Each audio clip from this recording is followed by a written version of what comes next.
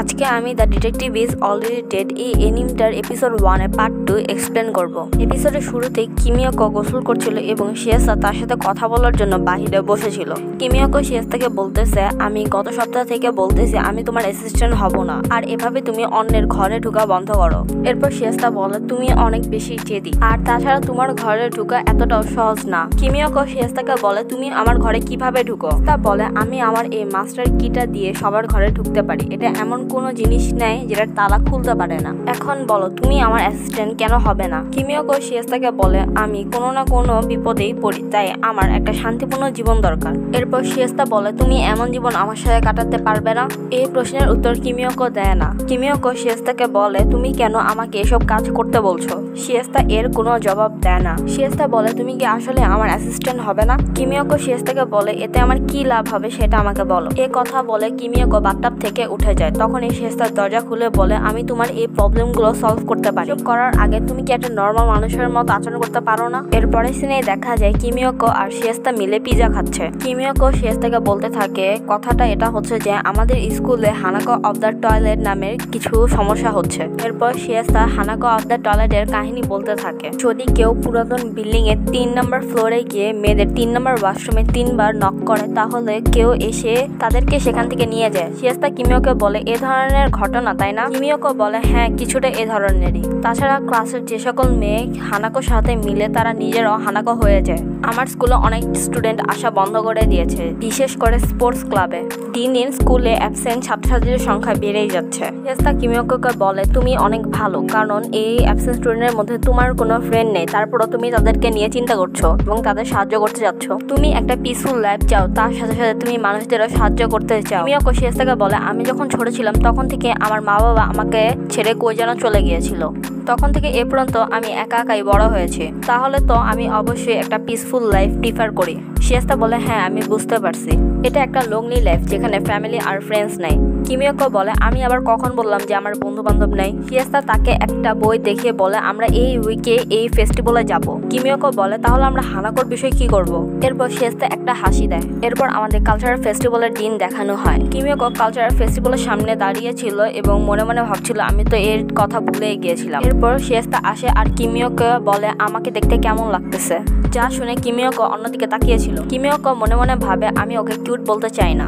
কিমিয়াকো শিয়াসাকে বলে, তুমি আমার স্কুলে স্কুল ড্রেস কই পেয়েছো, আর তুমি স্কুল ইউনিফর্ম কেনই বা পরে আছো? শিয়াসা বলে, স্কুল ড্রেসের সাথে কালচারাল ফেস্টিভ্যাল দেখতে অনেক বেশি ভালো লাগে। যা শুনে কিমিয়াকো একটু লজ্জা পায় এবং আকাশের দিকে তাকাতে থাকে।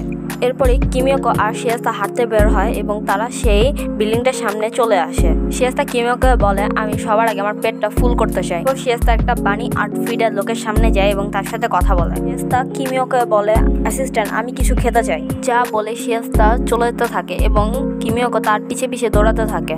কিমিয়াকো তার এবং শিয়াসার জন্য 2টা আইসক্রিম নিয়ে আসে। সিন শিফট হয়, কিমিয়াকো আর শিয়াসাকে হানাকো অফ দ্য টয়লেটের সামনে দেখানো হয়। শিয়াসা কিমিয়াকো একটা প্লাস্টিকের র্যাপার দেখায় আর বলে, দেখে মনে হয় এটা কি? কিমিয়াকো বলে, এটার প্যাকেট দেখে এটা একটা ওষুধ মনে হচ্ছে।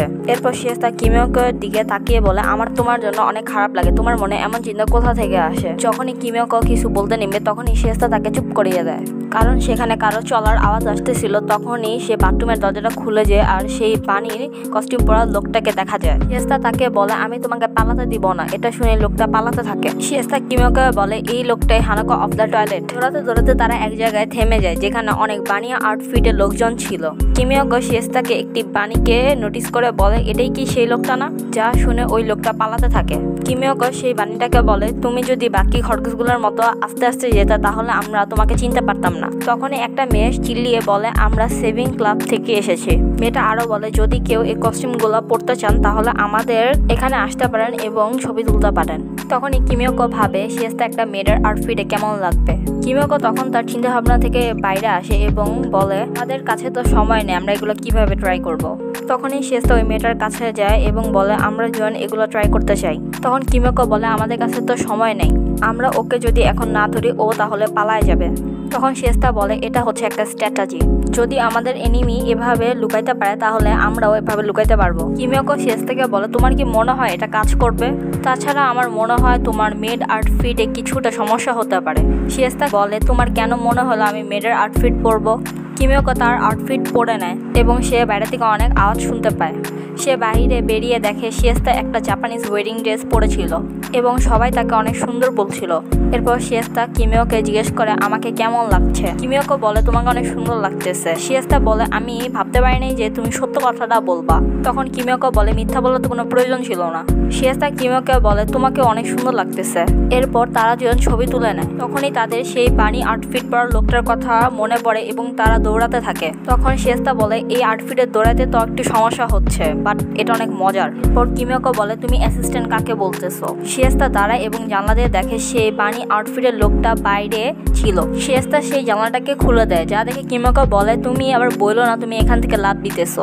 শিয়েস্তা বলে না। যা শুনে কিমিয়াকো স্বস্তির নিঃশ্বাস ফেলে। শিয়েস্তা বলে আমি একা শুধু লাফ দিব না, তুমিও আমার সাথে লাফ দিবা। শিয়েস্তা আরো বলে আমার কাছে যে জুতাটা আছে সেটা একটা স্পেশাল জুতা যেটা আকাশে উঠতে পারে। এরপর শিয়েস্তা কিমিয়াকোকে নিয়ে উড়ে যায়। তা দেখে কিমিয়াকো অনেক ভয় পায় কিন্তু শিয়েস্তা অনেক খুশি হয়। এরপরের দৃশ্যে আমরা দেখি শিয়েস্তা আর কিমিয়াকো একটা জায়গায় বসে আছে। শিয়েস্তা কিমিয়াকো একটা ড্রাগের প্যাকেট দেখায় এবং বলে এই ড্রাগের কারণে স্টুডেন্টরা স্কুলে আসছে না। এই ড্রাগগুলো নেওয়ার ফলে স্টুডেন্টদের দেখে অনেক খুশি মনে করে। সকল স্টুডেন্টদের এই ড্রাগের প্রতি নেশা হয়ে গেছে, সে সকল স্টুডেন্টরা আর স্কুলে আসে না। তাদের টাকার প্রয়োজন হয় এই ড্রাগগুলো কেনার জন্য, তাই তারা স্কুল বাদ দিয়ে পার্ট টাইম জব করে। কিমিয়াকো বলে এই ড্রাগগুলো কেনার জন্য স্টুডেন্টরা হানাকো অফ দ্য টয়লেটের কাহিনী ছড়াইছে। কিমিয়াকো আরো বলে হানাকো তো রাত 3টা বাজে আসে, তাহলে দুপুর 2টা বাজে কেন আসছিল?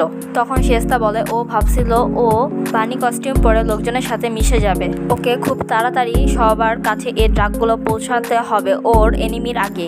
এরপর কিমিয়াকো শিয়েস্তাকে বলে তুমি আগে থেকেই জানতে এই বানির কাজ এগুলো। এখানে স্পেস অর্গানাইজেশনে হাত থাকতে পারে। বলে সেই অর্গানাইজেশনটা যেটা প্রথমে প্লেন হাইজ্যাক করলে এবং স্কুলে এরকম ক্রাইম করতেছে।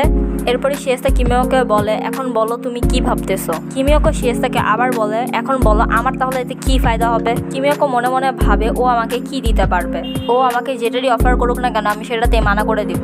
তখন শিয়েস্তা কিমিয়াকো বলে আমি তোমাকে সবসময় বাঁচাবো, তুমি যেমনই বিপদে পড়ো না কেন আমি আমার সবকিছু দিয়ে তোমাকে বাঁচানোর চেষ্টা করব।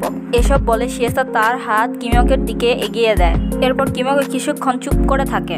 এরপর শিয়েস্তার অফার অ্যাকসেপ্ট করে নেয়, যা দেখে শিয়েস্তা অনেক খুশি হয়। তখনই কিমিয়াকো বলে আমি জানি না কিভাবে ভালো অ্যাসিস্ট্যান্ট হতে হয়। তখন শিয়েস্তা কিমিয়াকো বলে আমাকে প্রতিদিন সকালে ডেকে দিবা, আমার দাঁত মেরে দিবে এবং আমাকে জামা পরায় দিবা। তখন কিমিয়াকো বলে না আমি এরকম করতে পারবো না। এবং এভাবে আমাদের দুজনের অ্যাডভেঞ্চার শুরু হয়ে গিয়েছিল।